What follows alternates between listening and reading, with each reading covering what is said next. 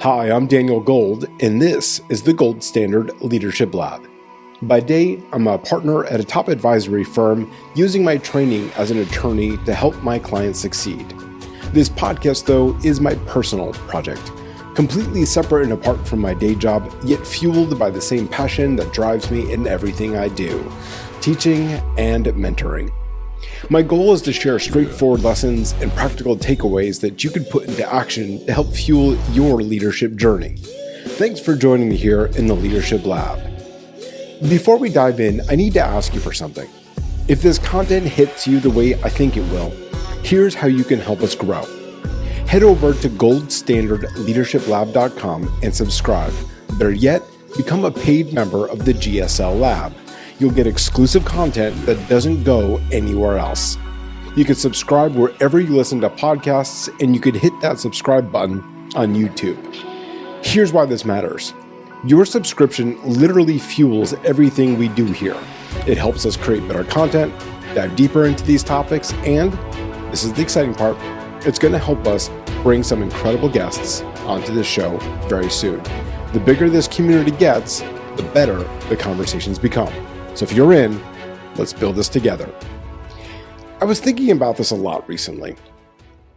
Tactics without an objective is like throwing darts in the dark. You might hit a bullseye once, but it's only going to be by accident. Picture this scene with me for a moment. It's Monday morning. Leadership meeting happens. The CFO walks in and proposes a hiring freeze. The CMO raises her hand, wants to double down on digital marketing. HR is pushing a new performance management system. Then comes the COO, who insists that all managers must undergo Lean Six Sigma training. See what's happening here? Everyone's advocating for their initiative with conviction backed by their own data and passion. But then someone asks the simple question: what exactly is our actual objective here? And the room goes quiet. And after an uncomfortable pause, vague phrases emerge. You've heard all of them. Well, it's operational excellence. I think it's growth. Digital transformation. This scene plays out in conference rooms everywhere. We've confused activity with achievement. We have confused motion with progress. So let's talk about what the real problem is here. Too often, leaders are flooding calendars with initiatives. Here's what we do. We roll out programs. We cut costs. We hire people. We launch campaigns, all believing that action somehow is going to equal transformation and therefore revenue. However, when tactics exist without structure, they become random motion rather than having any sort of meaningful impact. And then what happens? Well, resources evaporate, teams burn out, chasing conflicting priorities. Organizations spin their wheels while competitors with clarity, they're racing ahead. You may recall where we first explored this theme. It was in episode 21. We discussed metrics that mislead and examined how chasing numbers without purpose can distort priorities.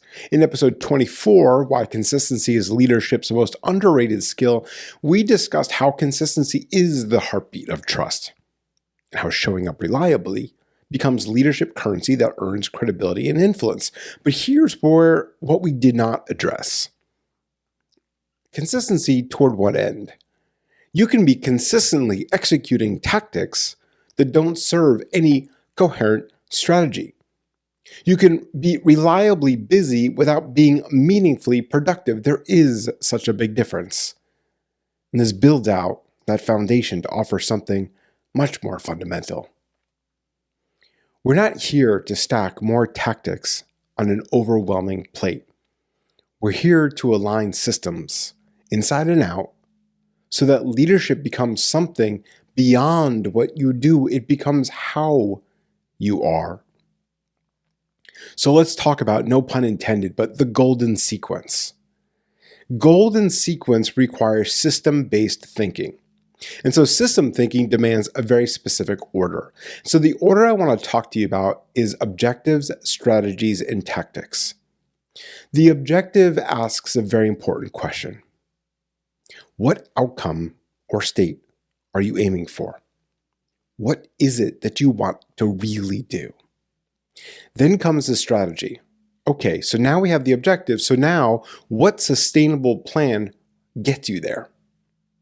Okay, so what sustainable plan gets you there?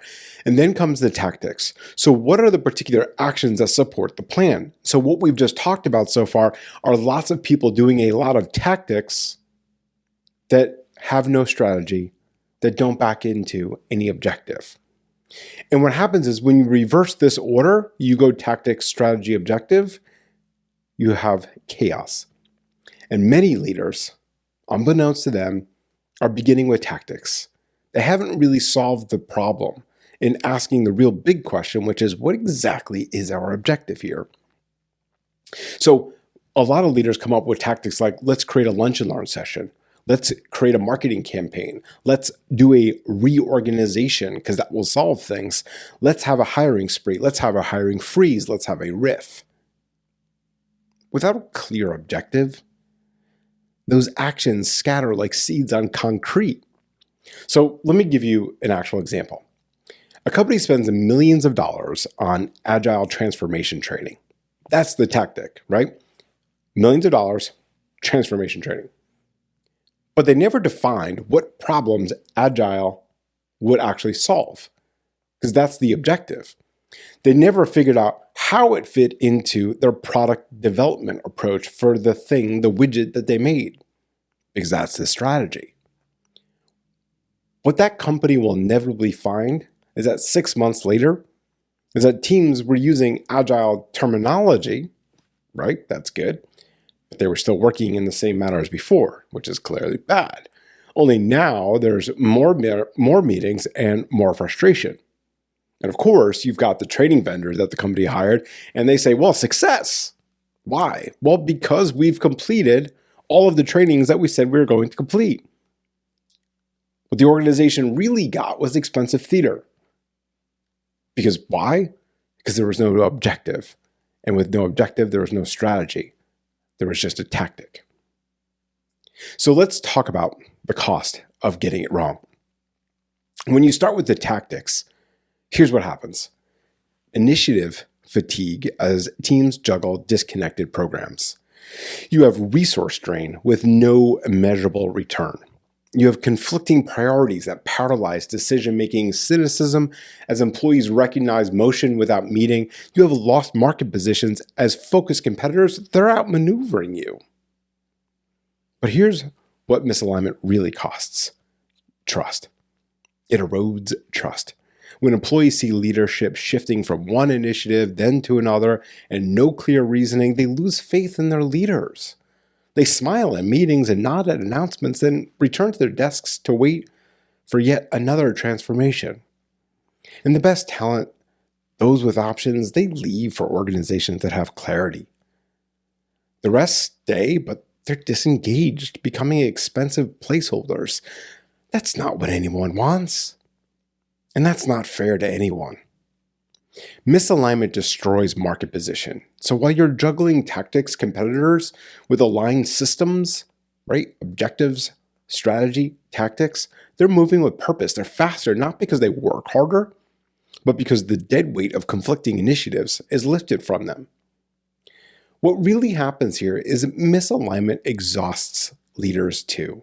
When everything is urgent and nothing connects, leaders burn out. Trying to hold it all together through sheer will, they become the integration point for a system that should be self-organizing. They become the strategy because there isn't one.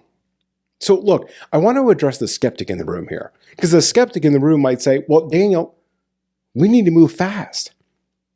And I agree, right? But, and you might even go on and say, markets won't wait for perfect alignment. Sometimes you just have to act. And I'll say true. But consider this for a moment. Taking 20 minutes to clarify what exactly is the objective and strategy before launching a tactic, that isn't slowing down. It's preventing the 3-month retrofit when you realize you're solving the wrong problem. It's avoiding the 6-month unwinding when initiatives conflict, and it's preventing the 1-year restart when nothing you have done has produced a result. Speed without direction isn't speed at all. It's just velocity towards some, unknown destination. So let's shift gears now and talk about how to get our minds wrapped around objectives, strategies, and tactics. And we're going to start in a very unexpected place. Your morning ritual. That's right. Here's where this gets practical and it's going to get personal. So what is the first thing you do when you wake up in the morning? Because if it's grabbing your phone and checking your email, I'm going to tell you right now, you've got it all wrong. Your morning ritual isn't some sort of productivity hack or a wellness trend. It is a microsystem that models what you want your organization's systems to be personally and professionally. So let's walk through this a little bit.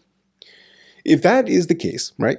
That's the thesis, the hypothetical here, that we want our organizational systems, personal and professional, to align to be the same, then the objective, right? The objective for our morning ritual, our morning routine, should begin each day in a state of grounded alignment. Mind, body, spirit are integrated so that every decision flows from clarity rather than reactivity. Stay with me. Don't think this is some sort of new age foo-foo, okay? Here's the strategy part. The strategy is that there's 5 pillars to achieving this objective. Stillness, reflection, learning, activation, and movement. Each one of those pillars supports the other, and it creates a complete system rather than isolated practices. Okay, so we have our objective, we have our strategy. Now what are our tactics? So those tactics might be, I want to do a 10-minute meditation or a 5-minute breathing exercise. I want to journal gratitude. I want to read. I want to do strategic hydration and supplements. I want to run or I want to weight lift. Those are all various different tactics to support this idea that our strategy has 5 pillars, right? Stillness, reflection, learning, activation, and movement. These aren't random wellness activities. They are specific actions serving a defined strategy toward a very, very clear objective. This is putting a system into place that starts with how you wake up and approach every day. And the reason why I bring this very, very specific example up is because you're practicing at the personal level what you'll want to execute at the organizational level. Aligned actions from a very, very clear purpose. You take this model and then apply the objectives, strategies, and tactics all throughout your workday. This is system optimization much more so than it is self-improvement. The shift from execution to embodiment looks something like this, right? Instead of managing your calendar, now what you're going to do is look at your calendar and you are the architect of your own time. Instead of responding to emails or requests, you are acting first on your priorities. And instead of just pushing initiatives, you pull people toward a clear vision that's grounded in those objectives.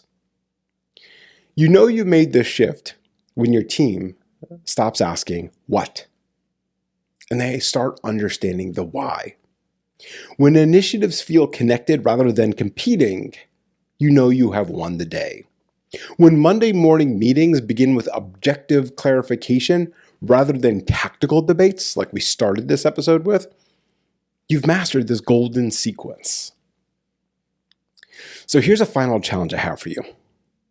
I want you to choose one initiative you're currently leading, and I'd like you to map it out thoroughly.